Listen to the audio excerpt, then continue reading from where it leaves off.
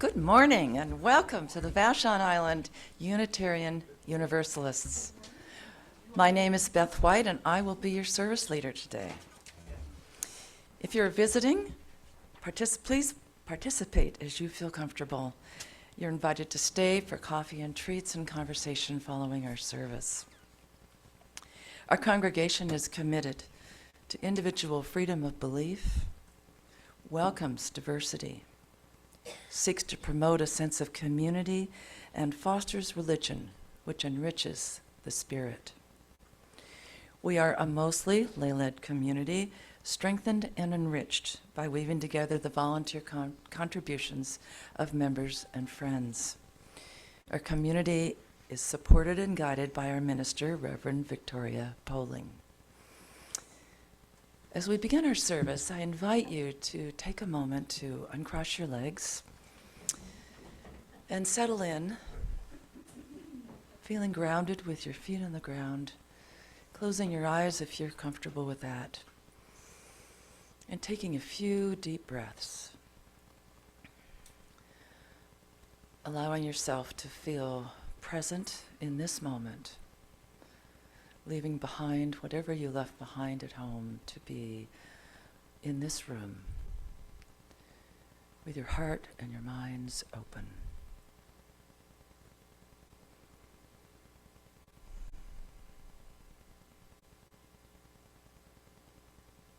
Okay.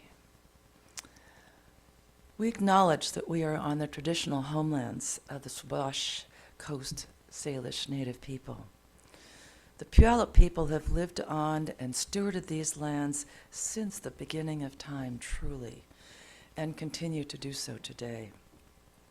We recognize that this land acknowledgement is simply one small step towards true allyship, and we commit to uplifting the voices, experiences, and histories of the indigenous people of this land and beyond. Whoever you are, whomever you love, however you arrived here, you are welcome. Please say after me, it is good. It is good. It is good to be. It is good to be. It is good to be here together. It is good to be here together.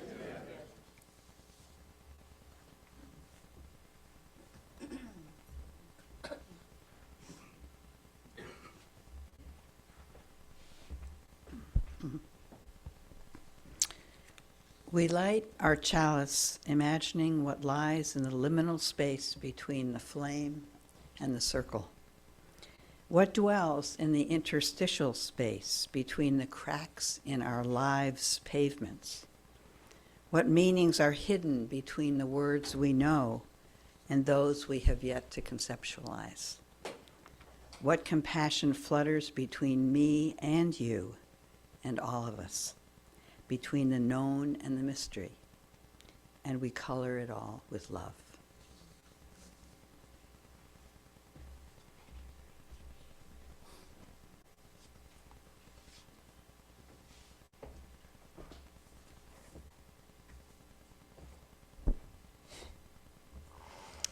These opening words are from a reading called A Prayer for Imagination by Rosemary Watola Traumer. There are so many boundaries in me, so many limitations, prisons, places where a line had been drawn. But sometimes the imagination takes a line and bends it, twists it, like a clown with a balloon, until what I thought was a boundary becomes a bird, a crown, a flower.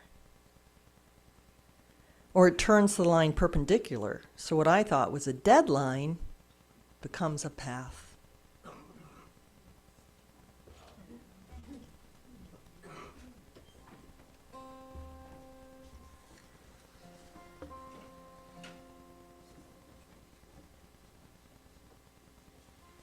I've played this here before. It was time to bring it back.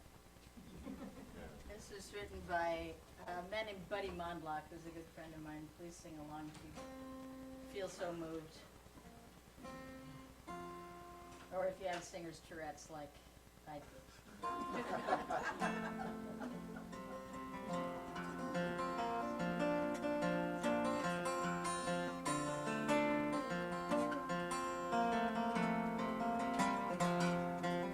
Was a love so big that it filled his heart, till it swelled and finally burst apart. When the love spilled out, he called it art, but he never really had no choice.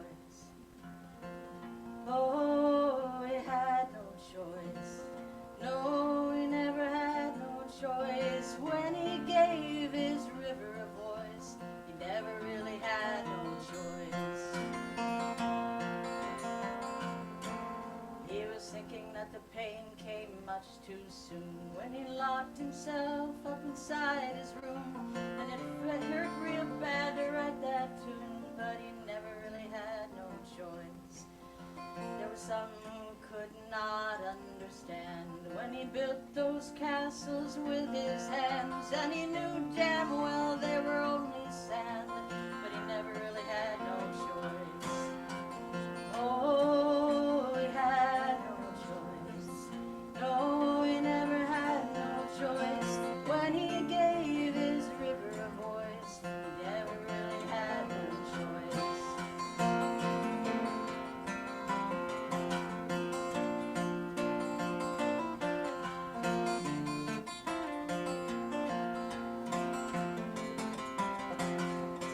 Sometimes a man, sometimes a boy. He made some music, he made some noise, but he felt his pains and he felt his joys and never had no choice. There was a beautiful fire inside of him when he walked out on that limb, and it burned right through the branch so thin, but he never really had no choice. Oh, he had no choice. No, he never had no choice. When he gave his river a voice, he never really had no choice. And they all talked about him when he died. They thought then they'd be arised, but when he was through, they laughed and cried, and he never really had no choice. It was a love so big that it filled his heart, till it swelled and finally burst apart. When the love spilled out and he called it art, but he never really had no choice. Oh, he had no choice. No, he never had no choice. When he gave his river a voice, he never really had no choice. Oh, he had no choice. No, he never had no choice. When he gave his river a voice, he never really had no choice.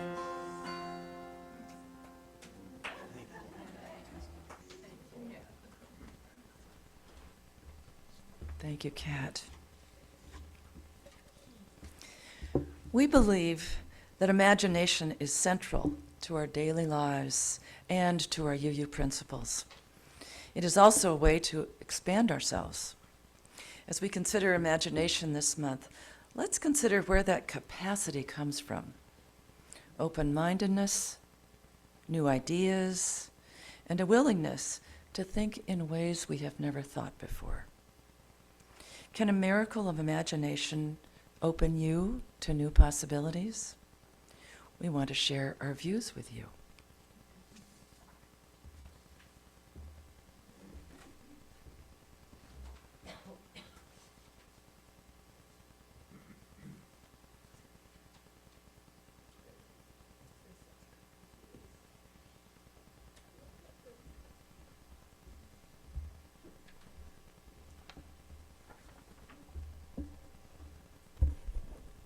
Good morning.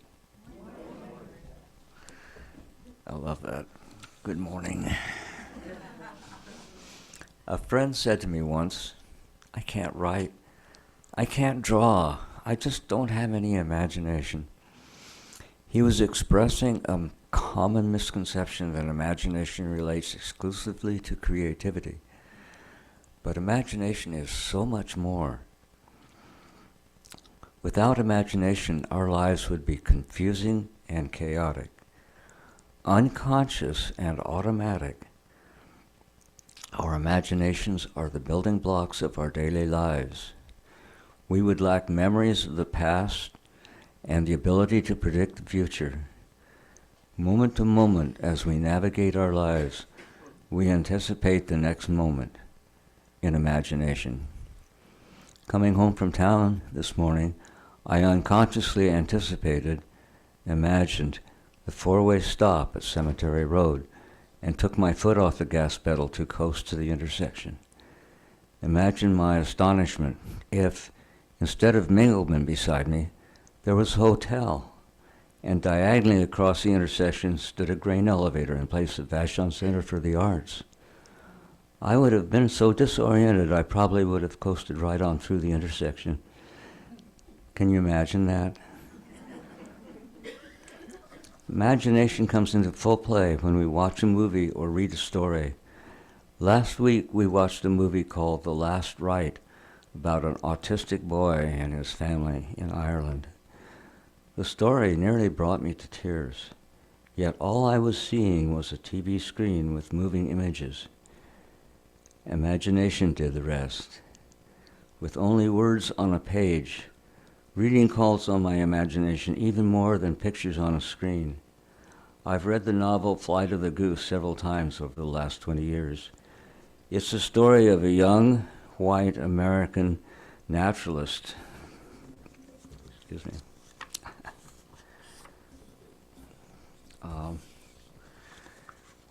Who travels to the Arctic to study the behavior of the snow goose.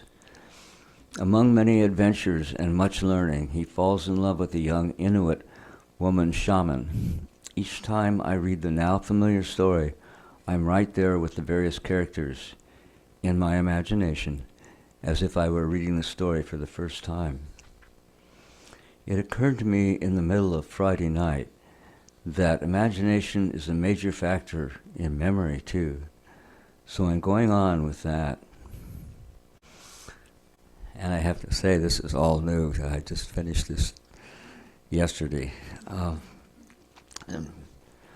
I have a box of photos and a couple of albums of memories from which to recreate in imagination moments from my life and even before my life. There's a brown-toned photo of my father from the 1890s, standing formally in his college graduation suit, tall and handsome. There's another, a snapshot of him 50 years later, short and bald in an undershirt and a stubble of beard on his face, seeing me and my high school buddy off on a motorcycle trip. Only imagination fills in the intervening years.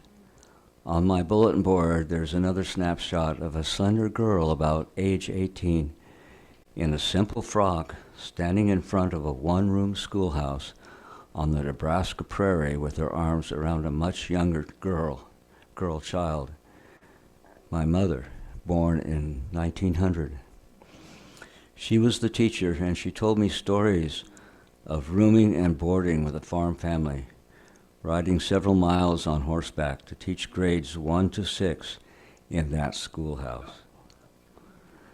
There are many family photos, camping in the Colorado mountains, Dad with his fly casting pole, Mother with a book, my frail, stooped, skinny Grammy, looking much as I do now, gamely sitting in a camp chair. What stories I could tell. Memory seasoned with imagination. Imagination brings it all back in sunny detail.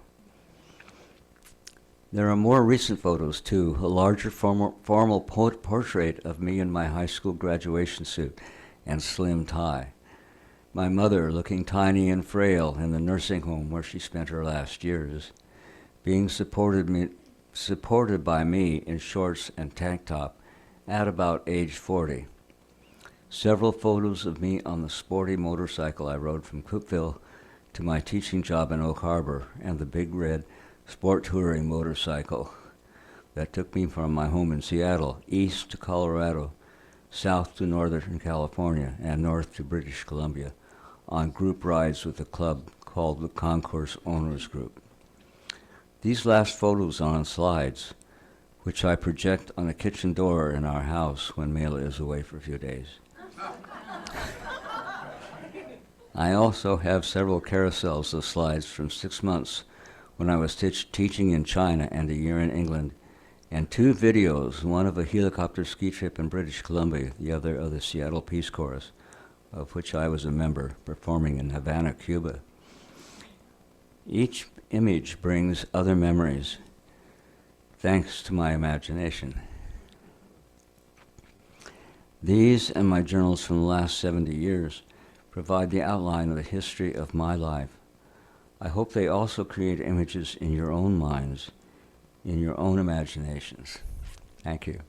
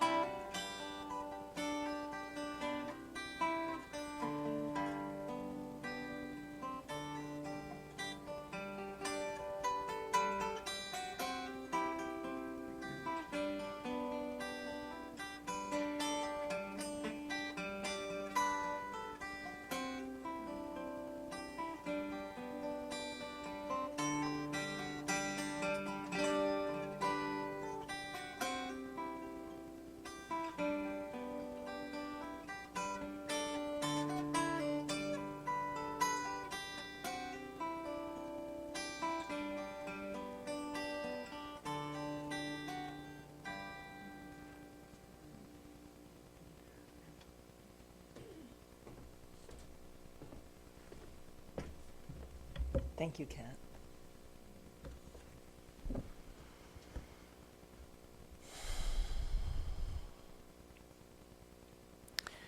I remember as a child, imagination was my world.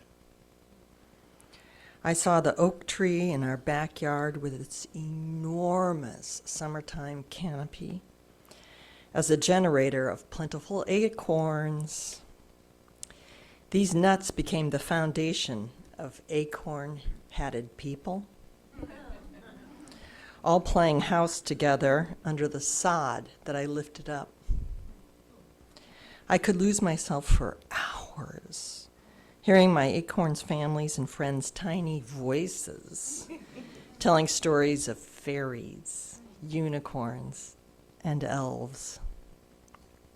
One thing led to another. It was so fun and wildly free, I lost all sense of time. Yet over the years of growing up, my grandmothers and my parents said, "Time to brush your teeth." My grandmother said, "Children are seen, not heard." I was scolded, "Pull yourself up by your bootstraps," when I was crying or I felt upset. So I learned just stuff my emotions, not to express any but positive or happy ones like my mother. I needed, they said, to be responsible, practical, not imaginative. This month, our Transforming Mystery and Wonder team has been exploring the spiritual underbelly of imagination. Is it all games and stories? Is it the ability of children to be imaginative forever gone after the preteen years? What meaning does leaning into imagination have for a 68-year-old woman? According to my neighbor and my dear friend Jenny, who's older yet claims she still lives in imagination, quote, "As an adult, I imagine that I am present, competent, wise, and listening deeply to allow my imagination to lead me into the next moment. It's a state of awareness beyond the five senses, much more feeling than concrete." Jenny clearly pays close attention to imagination, so that's where her life follows. She advised I read more children's books. So I asked my partner Thomas, who just adores reading, for his most imaginative children's book. He loaned me Pete and Pickles by Berkeley Breathed. I'm not going to read this now because this is not children's story time, but if you're interested in seeing the phenomenal illustrations, I'll be on the couch after the service. I love this book for the imaginative illustrations that illuminate and magnify the story perfectly, but also for its message. Within the habitual, predictable, practical life that main character of Pete the Pig and I lead, remain open to moments of insight beyond smell, taste, touch, hearing, to feeling, to moments of imagination. As I mentioned earlier, I got the love that I needed growing up by denying or stuffing my emotions and my imagination to be responsible. But this April, I experienced a storm, as does Pete the Pig in this book, that led to a crack in this practicality. My daughter had just flown here from Los Angeles to do a medicine journey with her therapist, and she was sobbing. She tearfully shed years of stuffing her emotions that she didn't feel safe to experience around me, since I, like my mother, was addicted to positivity. That afternoon, I felt her shedding her painful past lead to the shattering of my own predictable positivity. And I cried with her. I cradled her. I massaged her back. I drew a bath for her. I made dinner for us. The next morning, I heard a strange sound. I thought, it's a bird up on my metal roof. A perfectly practical explanation. But returning from walking my dog, I saw it was not a bird. The noise had come from a panel of sliding door glass that shattered. The whole panel shattered. This was the physical metaphor of the shattering of 68 years of stuffing my imagination and fully feeling my feelings in the moment, like the child I had been. I was so touched, so present to that shattering that I sank to the floor and cried again, but with happiness. It was also completely inexplicable. It's a miracle, because a bird could not have hit the glass exterior door hard enough to shatter it. So I was brought into the world of imagination with all these thousands of possibilities of what caused this door to shatter. Philosopher and mystic Jiddu Krishnamurti writes, "Life is the study of attention. Where your attention goes, your life follows." So how can I, and all of you seated here today, Imagine this summer, because that's where our attention goes. Our life will follow. I'm planning on reading a whole lot more children's books. Victoria has suggested in Practice Matters to read a story looking for not whether I agree with the book or disagree, but what is this story opening in me, urging me to pay close attention to imagine. Can I, like Jenny, allow my imagination to lead me deeply in the next moment, present, to hear the birds calling, to see the light filtering through the leaves, to feel and taste the sweetness of raisins in my morning oatmeal, to imagining that I can fully feel all of my feelings, sad, happy, fearful, irritated, as well as joyful, grateful, connected. Will you join me?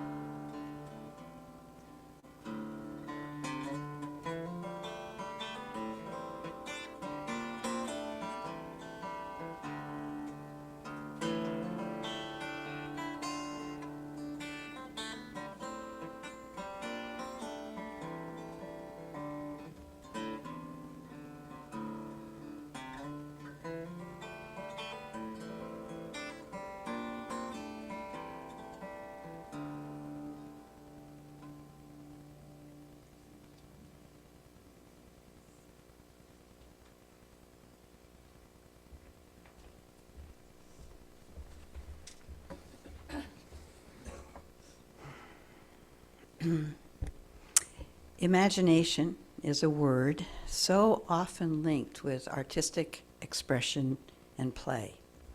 I want to explore something different, the link between imagination and compassion, and the link between imagination and personal growth.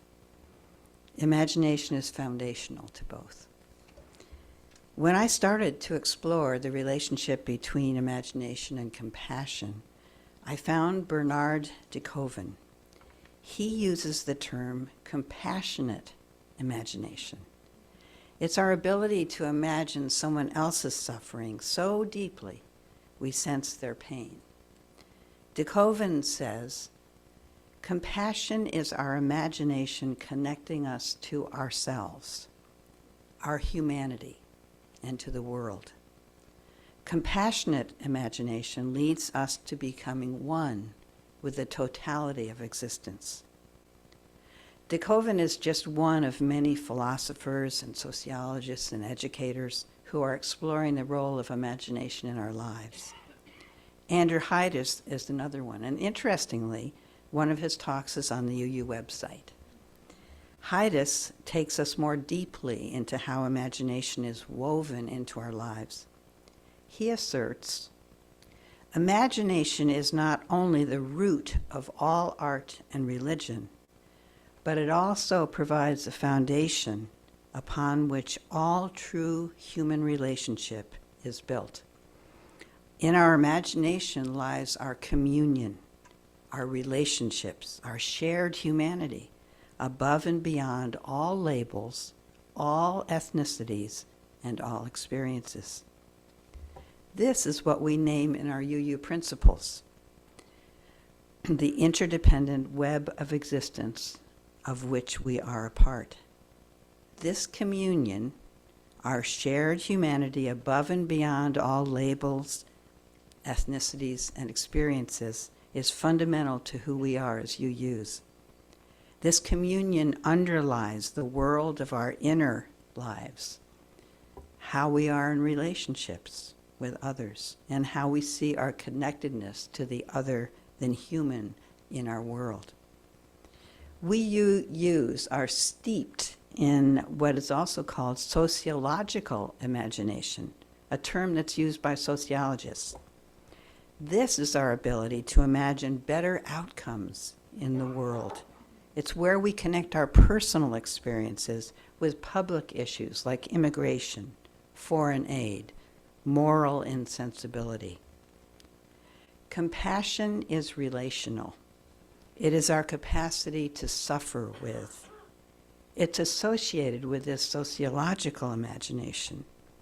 It allows us to put ourselves in another's place and be moved to help to alleviate any suffering. I like Glennon Doyle's description. He says, imagination is the shortest distance between two people, two cultures, two ideologies, two experiences, the shortest distance. Imagination is also a gateway to our personal growth. Change can only happen when we can imagine alternatives. Imagination fosters a growth mindset. By imagining success, we can build self-belief so that setbacks may be seen as opportunities for growth.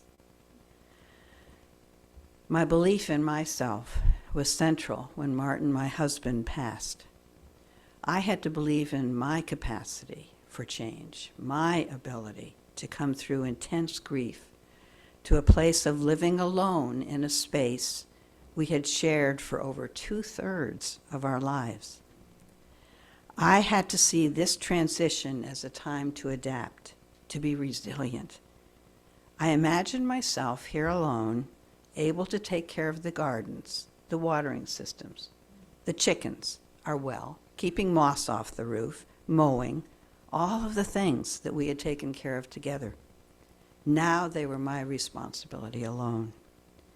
And my imagination enabled me to explore different possibilities, to unlock new ideas and approaches.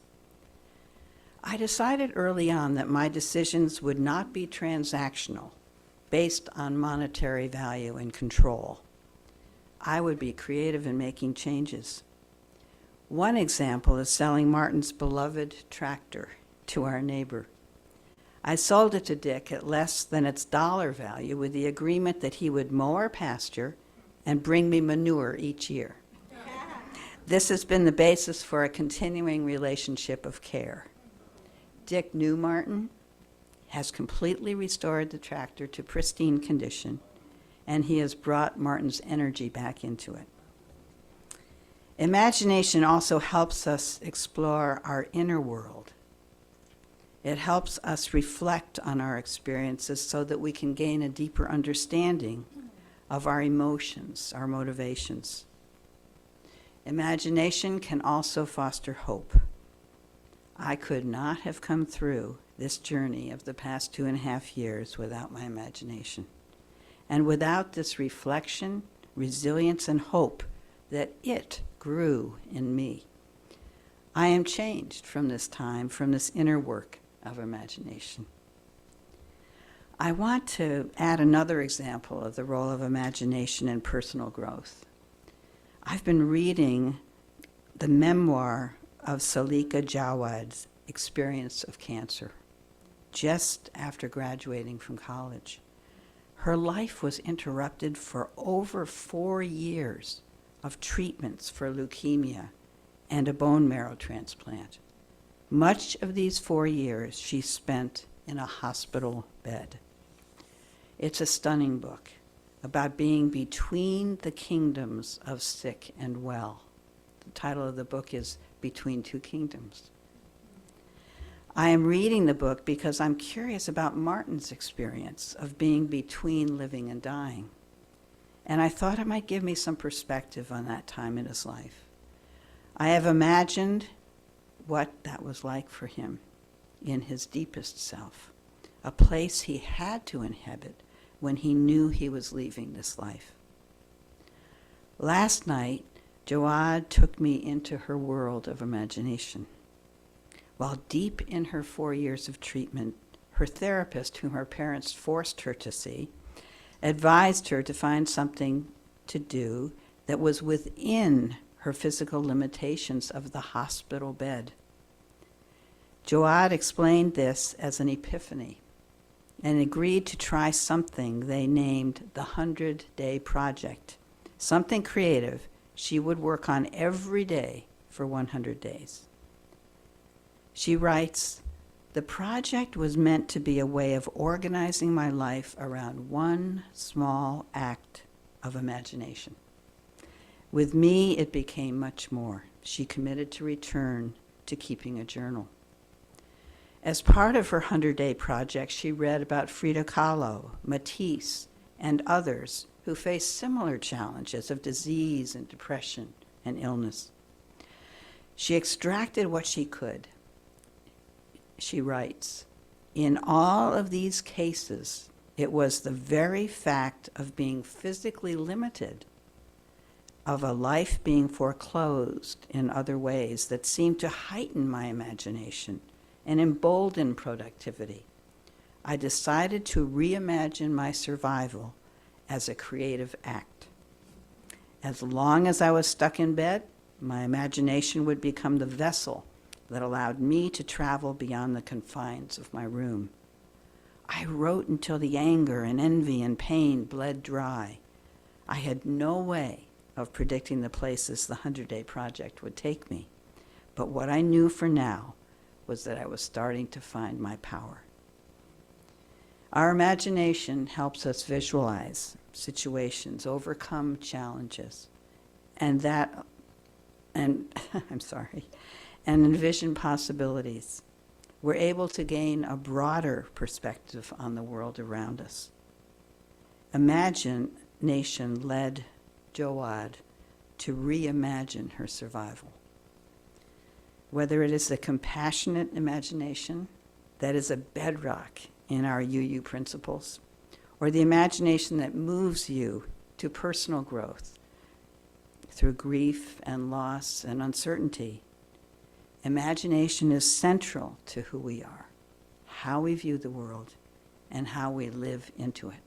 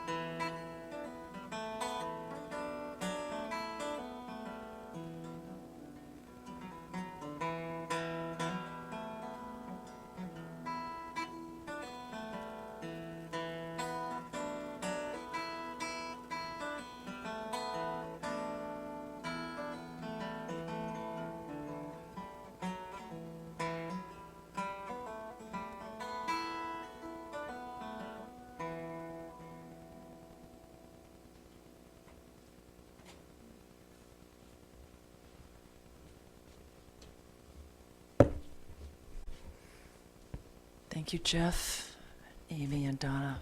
What an amazing topic to explore. It just goes in so many directions. That word just takes us. It's really quite profound. We'll now pause the recording as we prepare our hearts for joys and concerns. I'm recording. Oh, I forgot to ask. Any joys and concerns? Okay. As members and friends of the Vashon Island Unitarian Universalists, we commit to supporting our congregation. Financial resources help us pay speakers and staff, support our musicians, support our social justice programs, and maintain our building. Please support VIUU. with your pledges and offerings so that we can continue to be a vital community. Our congregation engages beyond our walls for peace, social and economic justice, freedom of belief, and protection of our planet and its inhabitants. Once a month, we contribute the financial offering to a regional, national, or international organization that aligns with our values. This week's offering supports our beloved community. Our greeters will now pass the offering baskets. And as we receive the offering, please join in singing, "Oh, We Give Thanks."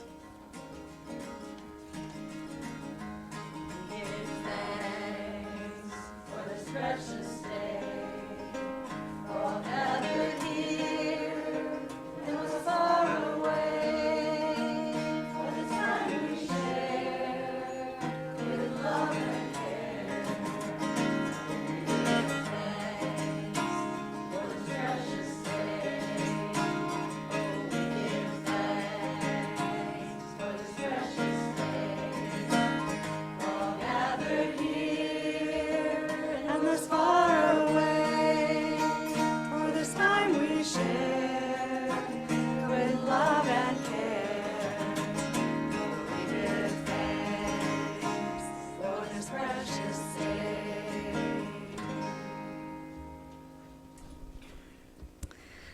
I'm Reverend Victoria. I use she, her pronouns. And I'm visiting you today. This is not my usual Sunday, because I have some news to share. And I'd like to begin with a reflection by Katie Savani Gilfand called "The End is the Beginning." When we call forth the life of our faith by igniting our chalice, this spark of new beginnings invites us into a sacred space to reflect where we have been and where we are going. Even knowing that this particular flame will intentionally end with our ritual extinguishing, we fear not its end. For we know with brave hearts that from every ending in our lives, we are sent forth to make a beginning. And so it is, my dear ones, that I have a joy and a sorrow to share, an ending and a beginning. And I'd like to light a candle first.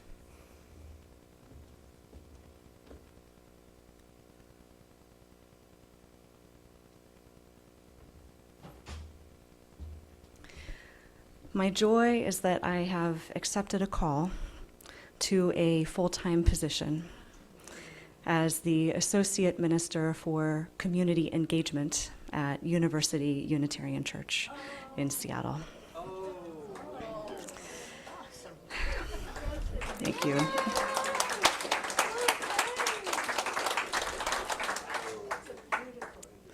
And I'll begin there August 1st. It's very different from here. It's about 400 to 500 people in a large building. So my sorrow is that I will be saying goodbye to you here on Vashon Island. And my heart really breaks as I feel the love that we've shared. As I see each of you here, as I feel both amazement and gratitude that you have allowed me to be your minister and that you've trusted me to come alongside you in your struggles and concerns and sorrows, to come alongside you to share in your joys, to ask you questions that guide you into deeper understanding into your heart and your needs and your values, to connect you to resources and issues in the community and country, and of course to this beautiful interdependent web of which we are a part. You've invited me to think deeply with you, to speak about that great mystery and love that holds us all, to offer blessings and witness your life transitions, to enjoy each other's company at potlucks and retreats, to explore spiritual practices, and finally, to be present, to be here as your backup, so that I could be here if you needed me.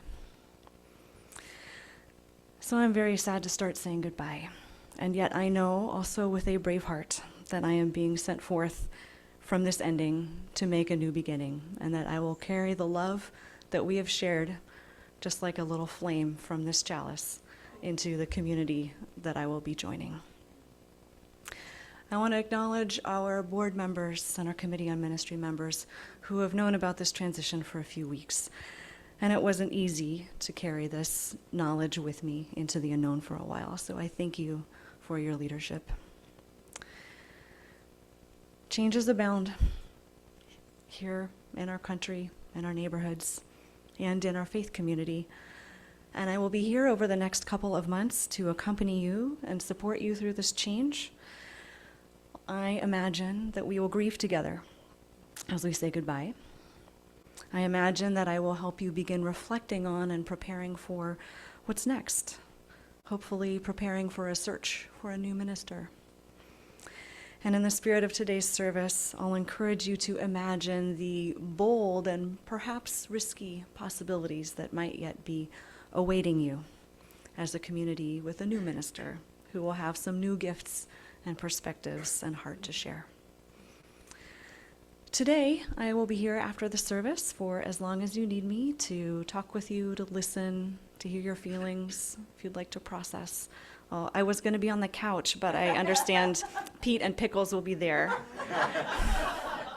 So I'll be up here close to the chalice with my tea. I will also be here for the June 8th service, our last service of the congregational year before we take a summer break. I'll be here on Thursdays, my regular day for drop-ins and also for scheduled one-on-one appointments, and I'll send out my calendar for that in the e-news. And I'll also be here to meet with all of the groups who I regularly meet with. After some vacation in July, I will also be back at the end of July to help wrap things up if need be.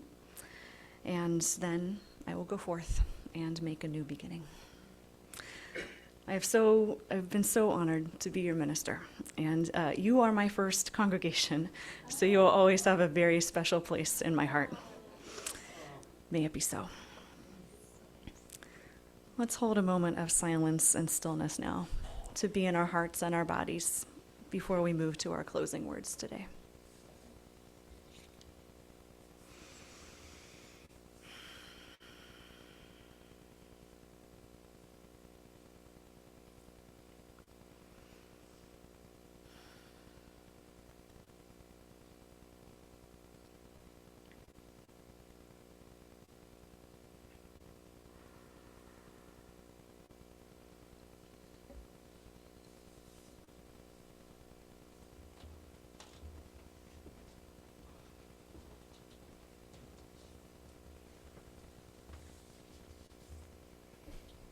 Our closing words couldn't be more perfect for what we just heard.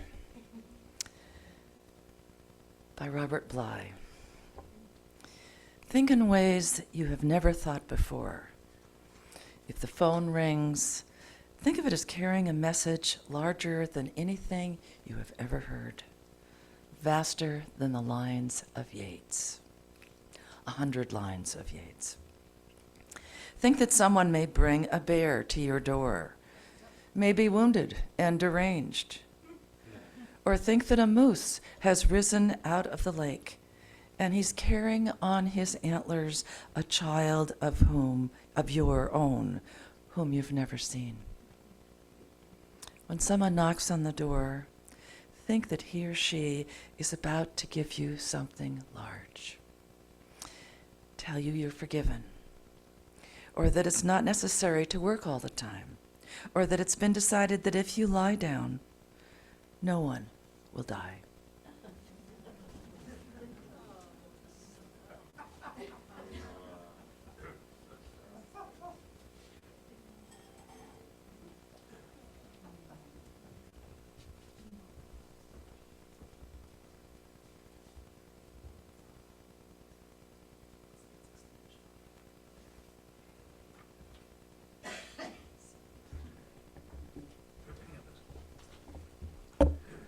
We have a self-extinguishing chalice. So as we consider imagination this month, let's consider where that capacity comes from. Open-mindedness, new ideas, free collaboration, and a willingness to go beyond what we've always done. We can inspire some beautiful ideas by simply creating the space for them to bloom.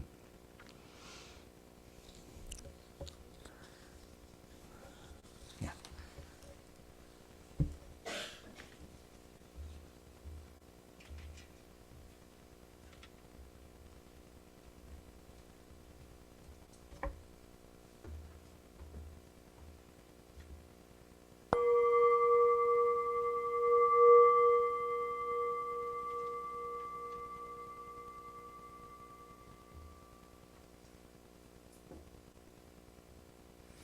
Thank you to Team 4 for the treats, the setup, the flowers, for Kat for your beautiful music, for Runa for our tech, and for each of you for being here today, fully present. Please join us for refreshments. There's some goodies back there, Earl's famous cookies being among them. And now it's time for announcements.